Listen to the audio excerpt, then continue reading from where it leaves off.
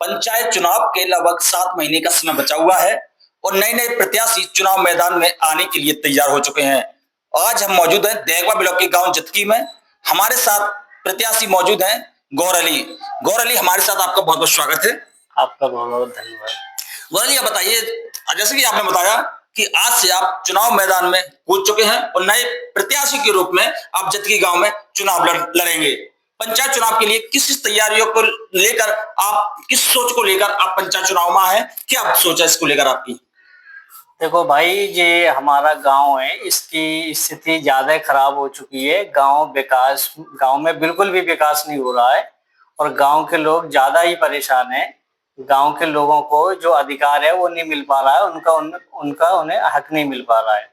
और ये गांव नहीं, मेरा एक परिवार है और परिवार में कोई भी किसी तरह कोई भी सदस्य को अगर प्रॉब्लम आती है तो उसका दुख होता है। यही कारण है हमारे आने का। अच्छा, ये बताइए, अगर आप पर विश्वास करके करके जतकी गांव की जनता अगर आपको पंचायत में जिताने के बाद प्रधान पद देती है आपके लिए, तो आप क्या क्या विकास करेंगे? हम देखो, विकास करने का दो तरीका है भाई। हम जो काम करने का, हर काम करने का तरीका होता है। हम दो तरह से काम करेंगे। सबसे पहले, हमारे गांव में झूठे मुकदमों में लोगों को फंसाया जा रहा है। गरीब लोग हैं, गरीब गांव है, तो इनको मुकदमों में फंसाया जा रहा है। नाजायज इनका पैसा लग रहा है, लोग ब्याजों पे पैसा ला ला के उनको दे रहे हैं। 1 लाख रुपए किसी से ब्याज पे ले आए तो 5-10 हजार महीना का उसका इंटरेस्ट बनता है, तो उसको वो इतना ही कमा पाते हैं कि उनका इंटरेस्ट ही जा पाता है और गांव वहीं की वहीं पे है, विकास की ओर नहीं जा पा रहा है। तो हम उनको उस तरह से वो चीज से भी निकालेंगे, विकास करेंगे और गांव की योजनाओं को ज्यादा से ज्यादा लाएंगे। गांव में कोई भी योजना नहीं आ रही है, कोई विकास नहीं हो रहा है, विकास पे काम करेंगे। अच्छा, बताइए, आप युवा भी हैं और शिक्षित भी हैं जी।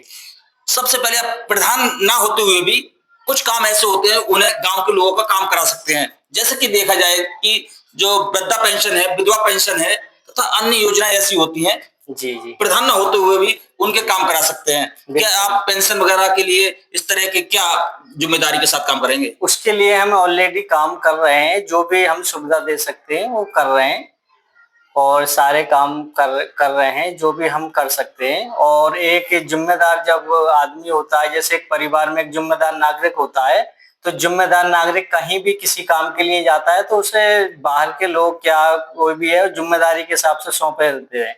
ऐसे गांव का एक प्रधान होता है, एक जिम्मेदारी में आ जाता है, तो वो जिम्मेदारी के तौर पे अगर अदरवाइज काम भी होते हैं तो वो लेके आता है। जैसे कि आपके द्वारा तैयारी की जा रही है, आपने चुनाव का मन बनाने से पहले गांव के लोग होते हैं, शुभ्रांत लोग होते हैं, क्या उन लोगों से आपने गुफ्तगू की? क्या आपने सलाह मशवरा किया इस संबंध में कि हम चुनाव लड़ने जा रहे हैं? आप लोगों को क्या सलाह है?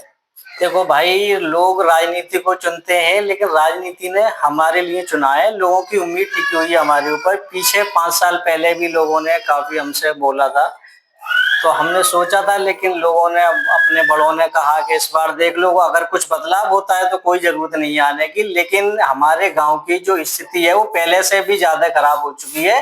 तो हमारा यही कारण है, अपने गांव को एक विकास की ओर ले जाएं और गरीबों का उनका हक उनको दिलवाएं, उनका अधिकार उनको दिलवाएं।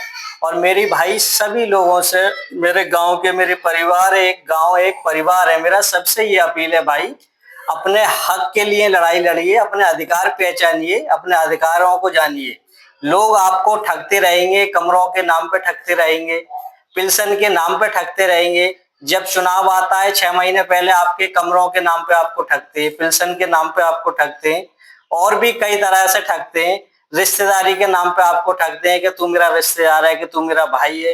रिश्तेदार या भाई 4.5 साल याद नहीं आता है कि भाई किस परेशानी में, किस परेशानी से जूझ रहा है, क्या दिक्कत में है, वो पहले याद नहीं आता है लोगों को। चुनाव के टाइम पे याद आता है। गौर भाई, हमारा सवाल एक और भी है गौर भाई, कि आपका गांव मुस्लिम आबादी ज्यादा है, उसके अपेक्षा हिंदू आबादी भी आपके गांव में है, जिसमें मौर्य और कश्यप लोग भी मेरी जानकारी के अनुसार गांव में निवास करते हैं।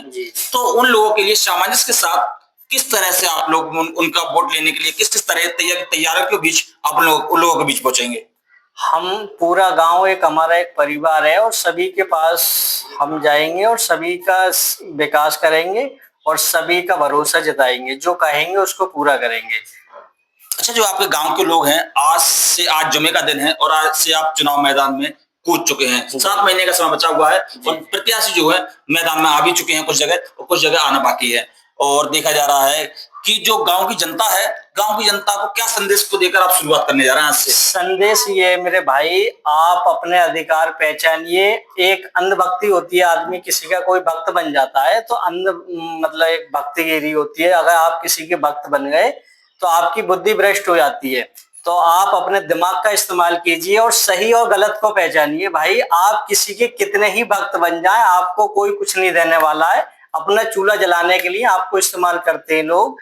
4.5 साल आपसे बात नहीं करेंगे, चुनाव के टाइम पे आपको जबरदस्ती बुलाएंगे, बोलेंगे, बैठाएंगे, कोल्ड ड्रिंक भी पिलाएंगे, चाय भी पिलाएंगे और हो सकेगा तो 1500 खर्चे को भी देंगे। तो आपको सिर्फ इस्तेमाल करेंगे वो, और इस्तेमाल करी हुई कोई भी चीज इस्तेमाल होने के बाद उसकी क्या वैल्यू रह जाती है वो आप अच्छी तरह जानते हैं। तो आपको इस बार ठगना नहीं है, इस्तेमाल नहीं होना है, ठगी से बचना है।